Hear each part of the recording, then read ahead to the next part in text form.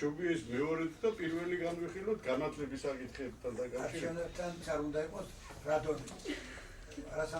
ის საკითხია, რომელსაც ვეიმბობ, იმიტომ რომ დეტალურად ვიცნობ ყველაფერს. ძირითადად მათემატიკის სწავლებასთან და აქ ისეთი ხალხი ვართ, რომ სულ ყველას გახარდიო. ორი საფრთხეზე და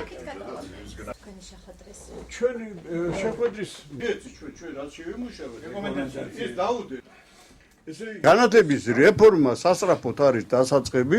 ჩემი ინიციატივა მდგომარეობს იმაში, რომ აი გამოცდილების მქონე ხალხი სანამ ცოცხლები ვართ, გავიხსენოთ იმ სისტემაში რა იყო ღირსეული, რა დავივიწყეთ, რა გადავაგდეთ, რა უნდა დავაბრუნოთ, რა არასდროს არ უნდა დავაბრუნოთ და მივაწოდოთ ახალ განათლების სამინისტროს. ნაკადი, რომელიც ეხლა შედის უმაღლეს სასწავლებელში, მათი დონე არის დაბალი, იმიტომ რომ კონცენტრირებული არიან ზოგად უნარებზე. სტუდენტთა ზოგადი დონე პირველ-მეორე კურსზე ვერ პასუხობს იმ მოთხოვნებს, რომელიც დღეს ქვეყანას ჭირდება.